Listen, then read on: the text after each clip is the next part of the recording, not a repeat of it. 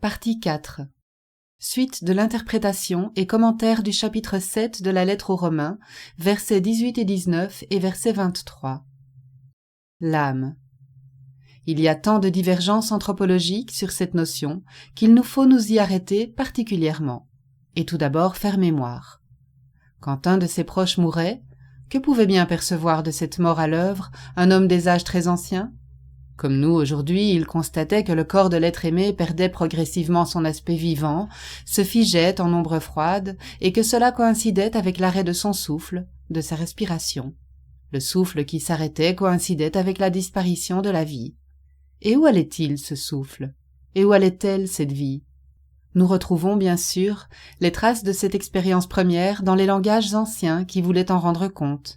Ainsi, par exemple, le vocable hébraïque « nefesh », qui dans la Bible est généralement traduit par « âme », avait à l'origine le sens de « souffle ». Nous retrouvons cette notion de souffle dans beaucoup de cultures très anciennes, que ce soit la psyché, psyché des Grecs, le ki en Chine ou le vocable atman en sanskrit. Tous ces substantifs qui signifiaient proprement souffle à l'origine ne prirent le sens d'âme ou de vie, voire d'énergie ou d'âme cosmique que par analogie au fil du temps. Nous aborderons plus loin la question du souffle, mais pour le moment c'est l'âme qui nous intéresse. Je propose au lecteur de garder à l'esprit ces deux grandes tendances qui ont couru et courent encore à travers les âges et les lieux, fruits de brassages historiques innombrables, impossibles à tracer avec précision. L'une envisageant l'âme comme étant étroitement liée au corps, une âme n'ayant ni substance ni existence autonome, que le corps meurt et l'âme meurt également, à moins qu'une résurrection soit envisageable. Quand Paul parle du corps psychique mortel, il se réfère indubitablement à ce modèle. L'autre considérant que l'âme, ou une partie supérieure de l'âme, possède par rapport au corps une vie autonome. Elle est alors, la plupart du temps, considérée comme immortelle par nature. C'est le modèle platonicien, par exemple, mais aussi d'autres écoles philosophiques. On le voit, les philosophies conservent aussi des opinions structurantes. L'âme, qu'est-ce que cela signifiait pour les premiers chrétiens, alors que ce vocable était déjà chargé des multiples interprétations empilées au long des siècles et des cultures ? Et l'on sait combien les cultures voyagent et se mêlent. Il faut savoir que déjà, à leur époque, le concept d'âme était passé par des redéfinitions successives, que ce soit par le travail de philosophes tels que Platon ou Aristote, ou sur la foi de sages religieux, notamment juifs. D'ailleurs, ces redéfinitions n'ont jamais cessé, qu'il suffise d'évoquer Schelling ou Hegel, par exemple. Plus récemment encore, nous savons tous que la psyché est entrée dans le domaine des sciences humaines. Ce concept est amplement réutilisé en psychologie, par exemple. On le voit, ce vocable connaît aujourd'hui des acceptions anthropologiques tellement multiples que l'on risque de s'y perdre. Or, il s'agit, en ce qui nous concerne, de savoir quelle valeur lui donnaient les disciples juifs de Jésus. Si nous revenons à la lecture du texte proposé, une question se pose donc immédiatement. Quel est cet homme intérieur dont parle saint Paul ? S'agit-il de l'âme ? Ou pour le dire autrement, est-ce que pour lui, l'âme est la représentation de l'homme intérieur, ou vice-versa ? Dans le Nouveau Testament, ce qui est généralement traduit par âme et parfois par vie est le substantif grec psyché, qui a donné psyché et psychique. Mais le vocable âme, nous l'avons vu, possède des significations très diverses. Si l'âme dans la culture grecque, qui était partout prédominante à cette époque, signifiait le siège immatériel et immortel de la vie intellectuelle et spirituelle, il est remarquable de constater que les écrits des premiers apôtres, comme aussi ceux de saint Paul, ont conservé à ce vocable son sens d'origine sémitique. Cela a son importance, car dans la mentalité juive ancestrale dont héritèrent Jésus, certains évangélistes et autres disciples juifs, la notion d'âme renfermait d'abord l'idée de la vie concrète d'une personne dans sa condition humaine. Même si cette représentation fut enrichie d'apports venant de la culture hellénistique, l'âme avait d'abord le sens de vie d'une personne, vie d'ici-bas, vie du corps charnel dans son entièreté, avec ses fonctions sensibles et mentales, mais aussi avec ses tendances et orientations existentielles. Et puis nous avons vu que tout corps de chair est unique et qu'il n'y a pas de corps sans moi. L'âme désigne donc la vie unique d'un moi dans un corps de chair périssable. Ainsi, le mot âme que l'on trouve dans l'Évangile porte l'idée d'une vie unique et terrestre animant le corps, la chair et l'esprit d'un homme particulier. Tout cela est sous-entendu quand saint Paul évoque le corps psychique. La psuché, l'âme ainsi comprise, possède une dimension bien naturelle. L'âme, c'est la vie terrestre de quelqu'un. Il reste un exemple très concret de ce que nous avançons ici dans l'expression SOS, Save our soul, sauver nos âmes, ce qui signifie très exactement sauver nos vies, nos personnes, ou sauvez-nous tout simplement. De plus, quand l'évangile de Marc, chapitre 14, verset 34, fait dire à Jésus « Mon âme est triste à en mourir », il nous est possible d'entendre « Je suis triste à en mourir ». Le vocable « âme », dans ce cas précis, signifie « je », un « je » avec tous ses attributs, sa vie, son être profond, etc. Quand l'homme pense, par exemple, c'est tout le composé corps, chair, esprit, impliqué dans une même orientation de vie particulière, âme, qui travaille à l'acte du penser. L'âme, la vie propre de chaque existence humaine, n'est donc pas réduite ici à animer la seule vie organique, car elle est synonyme d'une existence portant sur une intentionnalité, une aspiration, comme lorsqu'une personne est orientée vers un projet de vie. Notre âme, c'est donc aussi notre vie intérieure, mais vie intérieure conditionnée par une existence terrestre particulière, elle-même conditionnée par le monde ambiant. Nous retrouvons ce sens dans l'expression « je désire ceci ou cela de toute mon âme ». L'âme, dans ce cas, est le siège des sentiments, des désirs, des affections, mais aussi des avidités, des aversions et des tourments. L'âme comme désir d'un corps de chair particulier, mais conditionné par les autres et par le monde ambiant. L'âme peut donc être identifiée au moi, tout en étant plus que le moi natif. Nous avons vu combien la valeur du vocable « âme » avait évolué au cours des siècles. Les philosophies de Platon ou d'Aristote, comme aussi celles des stoïciens, avaient assurément affecté les représentations anthropologiques et religieuses des sages d'Israël. Pourtant l'Évangile nous révèle que ceux qui allaient devenir les premiers disciples de la Voie étaient restés fidèles aux conceptions hébraïques ancestrales. Avant leur rencontre avec Jésus, ils pensaient, comme leurs ancêtres, que lorsque le corps d'une personne mourait, sa vie terrestre particulière et concrète mourait également. Ils pensaient que lorsque le souffle immanent d'une personne s'arrêtait, sa vie aussi s'arrêtait. Cela signifiait que l'âme mourait, moi et corps de chair compris. L'âme n'était donc pas immortelle par nature, d'où la nécessité pour eux, comme pour une bonne part du peuple juif à la suite des pharisiens, d'un salut passant par une résurrection des personnes, corps, âme et esprit, à la fin des temps. L'âme, comme le moi et le corps, était donc envisagée par eux comme étant périssable, d'où la nécessité d'une résurrection à la fin des temps. Mais voilà, c'était avant de rencontrer leur maître, Jésus, qui allait plus tard devenir leur Seigneur. Avec lui, leurs conceptions rencontrèrent l'inouï. C'est pourquoi l'évangile de Jean, comme les lettres de Paul, témoigne lui aussi d'une résurrection inouïe. Une résurrection en cette vie même. Voilà pourquoi, même s'il ne pouvait y avoir pour ses premiers disciples d'âme immortelle par nature, saint Paul peut tout de même nous parler d'un corps pneumatique et d'un homme intérieur, ou d'un corps revêtu du souffle de Dieu.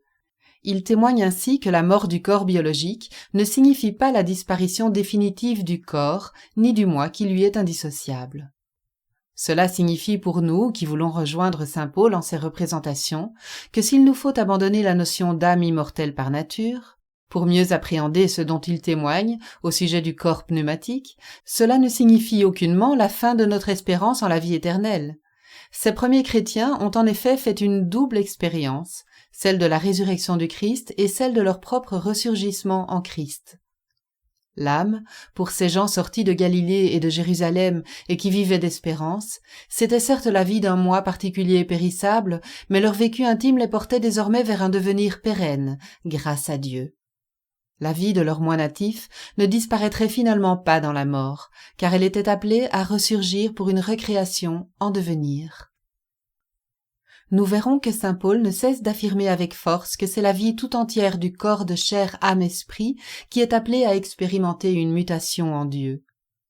Dans ce cas, lui comme les autres apôtres n'évoque plus la psuché, la vie terrestre, mais il témoigne d'une vie renouvelée, zoé, non seulement de vie en général, mais de vie en plénitude, parce qu'en Dieu. D'après les témoins christiques, l'âme, psyché, serait donc appelée à être régénérée et ressurgir en existence, en plénitude. N'est-ce pas ce que veut signifier Jésus quand il dit « Qui perd son âme à cause de moi l'assurera » ? Perdre son âme pour la retrouver autrement, sous d'autres conditions ? Notons qu'on pourrait tout aussi bien traduire ce passage par « Qui perd sa vie à cause de moi l'assurera » ou encore « Qui perd son je à cause de moi l'assurera ». Cette parole signifie en réalité que c'est Dieu seul qui peut, sous certaines conditions, recréer et la vie et le corps du disciple. Nous verrons que si l'Évangile évoque le relèvement des corps, saint Paul comme aussi saint Jean précise qu'il s'agit d'une mutation dès cette vie qui transforme progressivement le corps psychique en corps pneumatisé. Ce qui est visé par la bonne nouvelle à la suite du Christ ? Une régénération en cours dès cette vie ici-bas. Un corps et une chair relevés, prémisse d'une régénération universelle. L'âme étant la vie d'un corps particulier, voire son moi, il est aisé de comprendre que s'il y a recréation du corps de chair, l'âme aussi sera recréée. Que si le corps est sauvé, la vie sera sauvée également. Idem pour le moi, c'est un tout. Nous verrons plus loin que s'il est possible que la vie, c'est-à-dire l'âme, entre dans la vie éternelle, comme le promet Jésus, ce ne pourra être le fait d'une nature autonome. Sans l'énergie de Dieu, l'âme n'est rien par nature. Sans le souffle de Dieu, l'âme, tout comme le corps de chair, ne peut entrer dans le royaume de Dieu, car il faut auparavant que la vie naturelle et terrestre ait été appelée, illuminée, puis qu'elle ait perdu son ancien mode d'être avant que ne commence à être sa nouvelle nature régénérée, métamorphosée par le souffle d'amour divin. Nous y reviendrons plus en détail. En conclusion, retenons que l'âme est la vie de notre existence terrestre et périssable. L'âme, c'est aussi la vie du moi, avec ses orientations, ses tendances, son désir et ses soifs. Mais à partir des lettres de Paul, et plus généralement de l'Évangile, nous comprendrons pourquoi notre vie est si limitée, alors que le désir de l'homme ne cesse de le pousser vers des infinis. Nous comprendrons pourquoi cette vie, qui devrait s'épanouir en plénitude, est manquée. Nous verrons pour quelles raisons Paul considère que l'énergie vitale, que Dieu nous donne inconditionnellement pour soutenir notre existence, est détournée au profit de ce qu'il appelle les œuvres de la chair. Ce processus de dévoiement, affectant nos moindres motivations, est traduit selon les versions bibliques soit par pensée de la chair, soit par l'empire de la chair. Reste que si des puissances vitales détournées servent à l'autoconservation du moi, la survie de ce moi demeure pourtant misérable. L'âme, notre vie, dans sa condition terrestre faussée, le péché, prise dans les seules énergies de la chair, ne peut espérer connaître un état heureux, profond et permanent. Notre âme, notre vie, ne peut connaître la plénitude, encore moins goûter l'éternité, tant qu'elle n'est pas assimilée à la vie de Dieu et du Christ lui-même, nous disent tous les témoins christiques. Elle ne peut qu'aller vers la mort, y étant entraînée par ses désirs et aspirations faussés à l'origine. Jacques chapitre 3, versets 14 à 18. On le voit, il n'y a ni dichotomie ni opposition entre chair et esprit, entre corps de chair et âme, ou entre âme et esprit. C'est un tout indissociable, tourné en ce monde vers la mort, ou agi par Dieu pour la vie pérenne. Une brève histoire de l'âme. Après ce que nous venons d'exposer, on pourrait se demander pourquoi le christianisme a hérité d'une conception de l'âme si éloignée de celle des premiers disciples. Nous l'avons vu, deux cultures se côtoyaient quand l'Évangile s'est répandu dans la diaspora juive et dans le monde de culture gréco-romaine. En fait, elles étaient mêlées depuis longtemps, mêlées non seulement parce que beaucoup de Juifs, du fait qu'ils vivaient hors de la Palestine depuis des siècles, ne pouvaient plus penser les choses de la même manière que des Juifs natifs de Judée ou de Galilée, mais aussi parce qu'il fallut bien un jour traduire la Torah en langue grecque pour les Juifs de cette diaspora. Ce fut fait entre le IIIe et le IIe siècle avant Jésus. Cela donna la Bible de la Septante. Il s'agissait alors de trouver des vocables dans la langue grecque qui traduiraient le mieux possible la valeur des mots et concepts contenus dans la Torah de langue hébraïque. Cela ne fut pas toujours bien réussi. Les déplacements de sens étaient inévitables. Les cultures se mêlèrent donc, parfois de manière très subtile. Nous en trouvons un exemple chez Philon d'Alexandrie qui vécut au temps de Jésus. Il vivait à Alexandrie qui était une cité où il y avait de nombreux brassages culturels et intellectuels de qualité. Toute l'œuvre de Philon consiste à rapprocher la philosophie grecque, platonicienne et stoïcienne, basée sur la raison, et la pensée juive fondée sur la Torah et le mythe. Cet effort de rapprochement est la preuve qu'il était nourri par ces deux modes de pensée. Et nul ne doute que la sagesse promue par les philosophies grecques ait influencé sa croyance en une forme d'immortalité de l'âme. Ce fut le cas de beaucoup d'autres juifs de son temps. Mais cela ne s'arrête pas là, car ce déplacement des valeurs aboutissant à la conception d'une immortalité de l'âme, quelle qu'en soit la forme, continua de troubler et de questionner jusqu'aux pères grecs de l'Église. Dès le début du IIIe siècle de notre ère, Origène par exemple en témoigne dans son entretien avec Héraclide. Je fais très court, mais c'est pour nous amener à ce qui nous importe ici. Il semble donc qu'il y ait eu longtemps des incertitudes ou des flottements sur la question, voire des conflits et des anathèmes sur le sujet. Des empilements de sens furent donc non seulement inévitables, mais souhaités et soutenus par certains sages spirituels d'alors. Ils perdurent jusqu'à aujourd'hui, et cela affecte considérablement l'entendement du message chrétien, nous l'avons vu.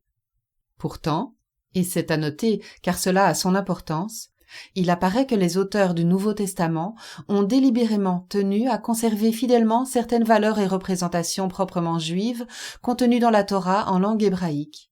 Ainsi, par exemple, nous ne trouvons nulle trace chez saint Paul, ni chez les autres auteurs des évangiles ou des lettres, d'une parole qui témoignerait d'une immortalité par nature de la partie supérieure de l'âme, prisonnière d'un corps déchu destiné à pourrir, selon la conception qu'en avaient les métaphysiques grecs de leur temps. Bien que prêt à se faire grec avec les Grecs, saint Paul, ex-pharisien, n'était pas disposé à faire des compromis sur des éléments d'interprétation aussi importants. En disant que le corps mortel revêt l'immortalité, il évoque certes une forme d'immortalité, mais une immortalité à revêtir et non une immortalité par nature. Cette immortalité à revêtir a rapport au corps pneumatique. Elle est symbolisée, par exemple, dans le livre de l'Apocalypse par ces robes blanches que revêtent les élus. Dans cette opération, contrairement à la croyance grecque, ni le corps de chair, ni l'esprit ne sont de trop, et pour cause, comment revêtir un vêtement s'il n'y a plus de corps? De plus, si le corps mortel, c'est-à-dire le corps conditionné par le péché, doit revêtir l'immortalité, c'est bien qu'il est convoqué pour bénéficier et devenir participant de la régénération de la personne, ici et maintenant, et ainsi accéder à une autre forme de vie. Tout cela, saint Paul l'a expérimenté pour lui-même, avant d'en témoigner. Plus de mensonges, car vous êtes dépouillés du vieil homme, avec ses pratiques, et vous avez revêtu l'homme nouveau, celui qui, pour parvenir à la connaissance, ne cesse d'être renouvelé à l'image de son Créateur. Christ, il est en tout. Voir Éphésiens, chapitre 4, versets 22 à 24, et Colossiens, chapitre 3, versets 9 à 10. Mais le vêtement dont il faut être revêtu ici, c'est quoi au juste? Dire du vieil homme qu'il doit se dépouiller pour revêtir l'homme nouveau dès cette vie signifie en vérité que son corps, sa chair, sa pensée, son souffle sont appelés à ressurgir dans un mouvement de résurrection au présent. Cette nouveauté d'existence sera le signe que la vie conditionnée et le corps de chair auront commencé à muter en vie pérenne et libérée. Autre éclairage partiel déjà évoqué et que nous aurons à amplifier par la suite, si le psychisme qui vient du mot psyché, âme, est opposé dans les conceptions matérialistes au physiologique, au matériel, au corporel, au charnel, chez saint Paul, ce qui est charnel, c'est sensiblement la même chose que ce qui est appelé psychique. Aussi, ne peut-il pas confondre, contrairement à beaucoup de spiritualités de notre époque, le psychologique et le spirituel. Saint Paul sait que son âme, sa vie terrestre, dépend d'une énergie procédant d'un ailleurs de notre univers. Il sait également que notre existence terrestre ne peut prétendre accéder à une profondeur en Dieu, à une vie éternelle, sans un plus d'énergie christique qu'il appelle le souffle du Christ. Retenons cela, c'est important, car cette conception structure toute la pensée de saint Paul. Nous y reviendrons. S'il nous parle de nos vies, de nos existences terrestres fragiles, dominées par la pensée de la chair, elle-même conditionnée par le péché, c'est pour témoigner avec force qu'il est possible d'accéder à une autre dimension de l'existence. Il nous annonce une bonne nouvelle, une autre voie est possible. Mais la voie qui nous est offerte et dont il témoigne n'a que peu à voir avec ces démarches qui voudraient nous faire croire que nous pouvons changer notre vie, âme et la vie du monde à partir d'idées, de bonne volonté ou de pratiques diverses de méditation, sans qu'il y ait eu dans le même temps la grâce d'une intervention divine, sinon bouleversant, du moins éclairant notre cœur de chair. Nous expérimentons tous chaque jour, notre impuissance devant la mort. Cette mort, chaque jour présente, nous rappelle que notre vie dans la chair ne peut se donner la vie à elle-même, notre chair étant marquée d'une finitude tragique. La vie finie, c'est-à-dire une existence pour la mort, est une âme incapable de se donner à elle-même la vie vivante et pérenne. L'âme, la vie, dans sa condition terrestre, ne peut donc être son propre fondement pour accéder à une vie éternelle. Si le royaume de Dieu et la vie éternelle peuvent devenir une réalité pour notre aujourd'hui, ils ne peuvent être remis que d'un ailleurs. L'âme, la vie de la personne dans la chair, est en définitive un mode d'être et non une substance immortelle et ou autosuffisante. Si c'est un mode d'être, alors il y a pour elle nécessité d'être reliée, d'une manière ou d'une autre, à une source de vie qui soit la cause et ou l'origine de son être au monde. Deux questions doivent donc être ici gardées à l'esprit, car elles seront utiles pour la suite de notre proposition. Par quelle puissance, par quelle énergie, par quel principe vital ma vie animale et mon corps psychique, âme, sont-ils soutenus ? Par quelle puissance, par quelle autre énergie, par quel autre principe vital ma vie serait-elle soutenue s'il devait y avoir pour mon moi et mon corps de chair régénération et éveil effectif ou résurrection ici et maintenant ? Le cœur. L'âme, telle que nous la concevons généralement aujourd'hui, correspond un peu au cœur selon la conception qu'en avaient les apôtres. Le cœur désignait en effet pour eux le tréfonds, le lieu intérieur caché où se fonde la personnalité d'un humain, le lieu où naissent les pensées positives, mais où s'accumulent aussi les ruminations négatives. Évoquer le cœur, c'était pour eux faire référence à ce qui, au plus profond de l'être humain, est le lieu où naissent motivations. Ainsi de ce cœur peuvent sortir des motivations honnêtes ou méchantes. En Luc, chapitre 6, verset 45, Jésus déclare « L'homme bon, du bon trésor de son cœur tire le bien, et l'homme mauvais, du mauvais trésor de son cœur tire le mal. » Le cœur ainsi représenté engage l'homme tout entier, il a à voir avec le nom, l'identité et la conscience propre d'une personne, mais aussi avec son mode d'être en relation avec les êtres du monde. Notre cœur de chair est donc appelé à changer, car il faut bien le dire, il est le plus souvent plein de ressentiment, de jalousie, de colère et de duplicité. Changer de cœur de chair, oui, mais comment ? Il est à noter que les mystiques chrétiens, je parle de la mystique de l'incarnation et non de la mystique philosophique, ont conservé cette compréhension du cœur. Ils évoquent souvent leur tréfonds, en union avec le cœur de Jésus, pour signifier une transformation profonde et substantielle de leur personnalité en Christ, car pour ces mystiques, c'est l'amour qui les a conduits sur la voie de la connaissance véritable, et non la raison ou le vouloir. Toutes ces révisions anthropologiques ont leur importance. Elles permettront au lecteur une plus fidèle approche du témoignage des apôtres du Christ. Prenons un exemple. Dans l'évangile de Luc au chapitre 10, versets 25 à 28, il est question d'aimer le Seigneur de tout son cœur, de toute son âme, de toute sa force et de toute sa pensée. Cette parole de Jésus, en apparence banale, nous annonce cependant une chose inouïe, à savoir que pour accomplir réellement ce commandement, il faut avoir reçu en son intériorité ce don de Dieu qu'est la vie vivante et pérenne.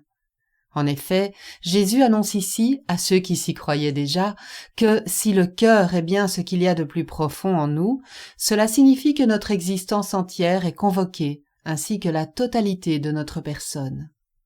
De même, si l'âme est réellement devenue vie en Dieu, alors elle ne relève plus d'une énergie immanente au monde, car elle est passée en un régime d'énergie supérieure, donnée d'ailleurs. Si notre pensée est enfin passée de la pensée de la chair à la pensée du souffle du Christ, alors c'est que nous sommes bien passés de la mort spirituelle à une vie pérenne, et du monde des hommes égarés au royaume de Dieu. Mais réaliser ces conditions, accomplir ce passage de l'un à l'autre, de l'ici à l'ailleurs, relève d'une métanoïa inouïe. Cette transformation, personne ne peut l'obtenir par soi-même. Cela relève de l'opération du souffle du Christ, qui est notre grâce, disent les témoins christiques. Jésus fait donc un peu d'humour lorsqu'il répond au légiste trop assuré de sa connaissance de la loi et de ses œuvres « Fais cela et tu auras la vie ». Il sait que nul ne peut atteindre la vie éternelle sans passer par un bon nettoyage intérieur opéré par la puissance de Dieu qui lui aura été remise. Voilà pourquoi il dit « En dehors de moi, vous ne pouvez rien faire ». Pour mieux entendre, lire Jean, chapitre 15, versets de 5 à 10. À propos des expériences de mort imminente. Pratiquement toutes les personnes ayant fait une expérience de mort imminente nous parlent de ce moment où elles ont quitté leur corps terrestre. Elles se sont retrouvées comme flottant au-dessus de leur corps physique. Elles affirment qu'à ce moment-là, depuis le plafond, elles le voyaient là, en dessous. Il leur semblait que la mort n'avait plus d'importance. Elles se sentaient pleinement vivantes. Elles affirment également qu'elles ont continué à percevoir des objets terrestres ou des personnes après leur sortie de corps. Cela avec une qualité de perception incroyable. Cela avant le passage dans un tunnel. Ces expérienceurs disent qu'ils avaient encore un corps après leur sortie du corps physique. Ils ne savent comment appeler ce corps. Certains n'ont-ils pas eu conscience d'avoir encore des mains, des bras, alors qu'ils étaient en dehors de leur corps et essayaient de toucher des proches ? Pour d'autres encore, leurs mains qui traversaient la matière physique, un corps qui traversait des plafonds ou des murs ? Quelle était la nature de ce corps hors du corps biologique ? La plupart parlent d'âme ou de corps énergétique, alors que saint Paul témoigne d'un corps pneumatique.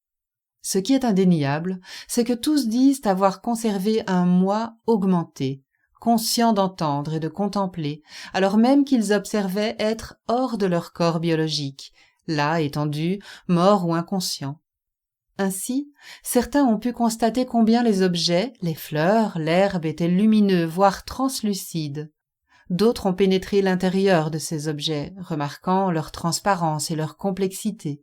Ils ont ainsi reçu toutes sortes d'informations. Il ne s'agit pas de dire ici que cet état de conservation des formes soit un état ultime ou définitif du corps après la mort, mais ce que certains expérienceurs, EMI, ont vécu, laisse peut-être entrevoir ce que voulait signifier saint Paul quand il évoque le corps pneumatique, spirituel.